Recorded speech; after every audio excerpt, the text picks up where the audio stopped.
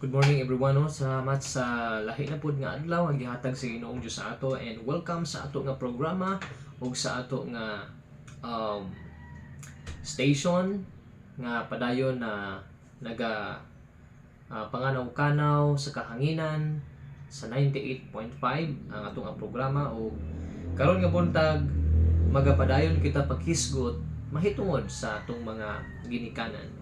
Ato man kining gisgutan no, but this month is a month for all the mama, and I want to greet everyone. Happy Mother's Day to all.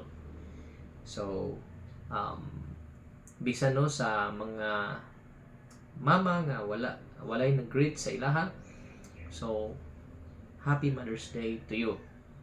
So karon nga buntag atong pagalantawon karon ang biblical pattern sa usa ka Diosnon nga ginikanan. So wala tay lain nga pattern, ang pulong sa Ginoo lang.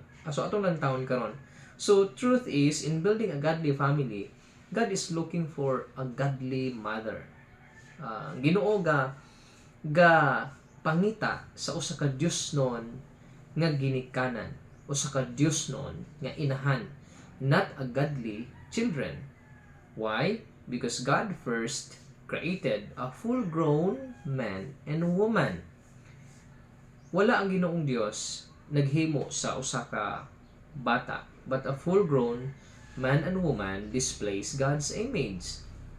In Genesis chapter 3 verse 20, muna diha that Eve was a mother of all living. So diha no nag-start. Now God sets a standard to be maintained. Though ang sala nag-creep in na sa mga tao, but God still gina-maintain sa Ginoong Dios ang iyang standard concerning godliness, concerning a mother, a modeled mother diha sa balay nga diin gusto ipaabot sa Ginoong Dios sa matag usa. Ingon sa Titus chapter 2 verse 11 to 13, for the grace of God that bringeth salvation hath appeared to all men, teaching us that denying ungodliness and worldly lust, we should live soberly, righteously, and godly in this present world. Gingon din sa verse 13, looking for that blessed hope and the glorious appearing of the great God and our Savior, Jesus Christ.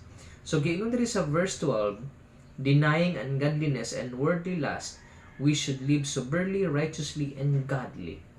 Now, how come a mother mahimo siya nga Diosnon nga inahan kung wala man siya maluwas? So need pagid niya makasabot sa salvation. So ikaw karon mama na nakadungog niini sa atong nga station, sa atong nga radio station, or ikaw nga mama nga makita niini nga diin dili pa ka sure sa imong salvation, you cannot live a godly nga kinabuhi. Why? Ang salvation di ay nagtudlo og pagka-Diosnon. But pasabot for short laktod pagkasulti, kung naay luwas nga mama nagkinabuhi, gina siya nga Diosnon. So unsa man ang mga pagka-Diosnon? Ang pagka-Diosnon is maunang naglikay, wala na nagdaot sa iyang isig katao, gigon sa Ephesians chapter 4 verse 24, and then wala na pod siya nag sige og kasuko. Do masuko man, of course no, gitawag sa uban righteous anger. Jesus Christ man gani masuko man, pero kung kano nilang pod suko nya imong mga anak imong pahimungtan or aglahi na pod na, di ba? So giingon diha sa pulong sa Ginoong Dios, ang kaluwasan di ay magtudlo dai siya sa pagka-Diosnon. But pasabot ang pagka-Diosnon nagikan sa usa ka tawo nga di nakasiguro na naluwas. Of course, Ginoo mong gina sa gikantanan. Now, dili ni nato na makita sa mga unbeliever. Nag-start gyud na iya sa mga Christian. Now, so this morning natin mga good example nga mga mama. Out of 7, I choose 3. Number 1, si Hannah. In the Old Testament, in the book of 1 Samuel, Hannah fulfilled her promise by offering her son to God. So si Hannah ngano mahimo na to siya nga example of godly nga mama tungod kay wala siya gapamutbot sa Ginoo. Once she promised, I mean, iya doon ang gituman. Wala man gud ni siya si Hannah, wala ni siya anak. Pero sa dihang ginadungog sa Ginoong Dios iyang prayer concerning anak, she promised to give it to God. So, here it comes, Samuel. So gi-offer niya sa Ginoo. But you know what? Unsay gihimo sa Ginoong Dios? Si Hannah wala siya nawad-an. But tagaan hinoon siya sa Ginoong Dios. Tagaan sa 5 ka anak, 3 ka laki ug 2 ka babaye. Next is number 2 si Tamar. Tamar feared God by observing the law. So si Tamar, kasabot man tana si Tamar nga diin story anak niya nga diin si nakaanak na nakaminyo siya ug usa ka minyo siya, and then ang kustombre pag di wala mo yung anak, ang igsuon mo ay obligado maminyo, di namatay naman pod nisunod pa ang igsuon. And here it comes na ay bata pa kayo, so di sila pwede magminyo, so napay gihuwat nga tagal pero wala sila gipaminyo sa amahan. So for short, nagpa-as if siya nga prostitute o giingnan siya sa bana sa papa ato mga bata nga diin gitawag niya, you are more righteous than I. So that is how Tamar showed godly sa Bible. Elizabeth followed God in her life. Si Elizabeth usa siya ka asawa sa pari. Ang pari in the Old Testament maminyo. In the Bible, ang mga pari maminyo. Lahi sa mga pari karong panahon na wala nang minyo. Ilaha pud na no dita kabuot ana. Ilaha pud nang pag-aplikar sa ilahang kinabuhi. But ang pari sa Biblia nga atong gisundog yun sa pulong sa Ginoo, maminyo siya. So si Elizabeth usa ni sa kaasawa sa usa ka pari. So wala gyud sila anak. But you know what? In Luke chapter 1 verse 6, both of them were righteous before God, having lived blamelessly according to all the commandments and regulation of the Lord. Kung sa ato pa karon, pastor ug baybuluman kini silang duha. Bisan wala sila anak, both of them live blamelessly according to all the commandments and regulation of the Lord. So, nindot paminaw, no? And gihatag man pod sa Ginoo mo nang si John. Gihatagan sila sa Ginoo. Ang anak si John. Now, karon nga buntag, atong lantawon ang mga biblical pattern sa usa ka Diosnon nga inahan. Unsa man ang biblical pattern sa Diosnon nga inahan? So, start ta ayaw mo kalibog. Dapat first, ang Diosnon nga inahan luwas. Number 2, na usab. So mao ni siya ang usa ka godly nga mama na kinabuhi nga Diosnon. So unsa man ning mga Diosnon nga butang? Number 1, disciple maker. Kining discipleship or disciple making program, discipleship, it is not a program, it is a journey. So munang ang mama, disciple maker siya tungod kay in the book of Deuteronomy chapter 6 verse 5 to 7, giingon diya sa pulong sa Ginoo, you are to love the Lord your God with all your heart and with all your soul and all your strength. Let these words that I'm commanding you today be always on your heart. Teach them repeatedly to your children. Talk about them while sitting in your house or walking on the road, and as you lie down or get up. Tie them as reminders on your forearm.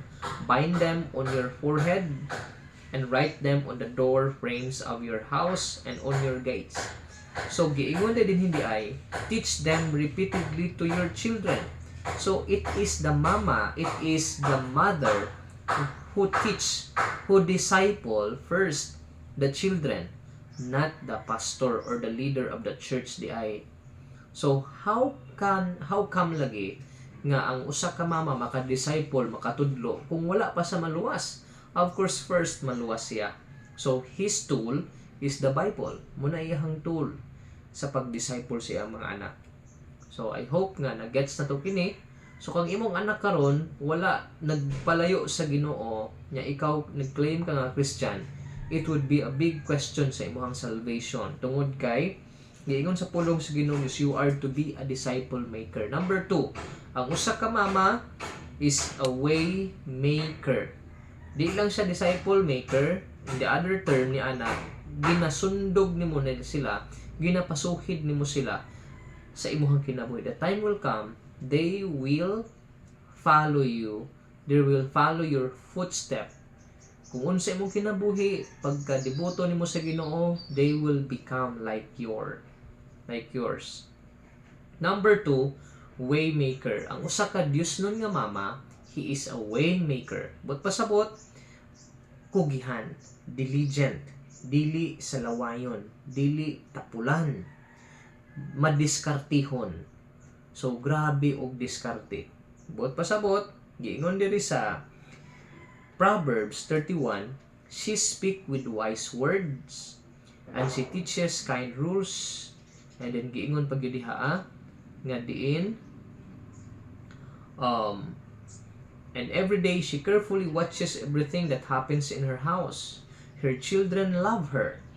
They say that she is good. Her husband says that too. He says, many women are good wives, but you are the best of them all. A beautiful woman may not be honest, and she may not be beautiful when she is old, but all men speaks well about a woman who is afraid of the Lord. Give her the things that she herself has made. Remember her because of all that she has done. Everyone should speak well about her. Muni ihang pagkakugihan. So dili gid magutom ang ihang pamilya. No, daw sa ato karon nga henerasyon, it is both na no, the father and the mother work hard. Unlike in the past times, in the old days, it is only the father or the husband should work. So karong panahon na mga mama pwede na pud ka mo diskarte because we have our rights, or kining gitawag karon nga ginasaka sa mga Gabriela nga na po rights sa mga mama. Now, Proverbs 21, mao ni siya ang nakalahi. Ingon sa pulong sa Ginoong Dios, it is better to dwell in the wilderness than with a contentious and angry woman.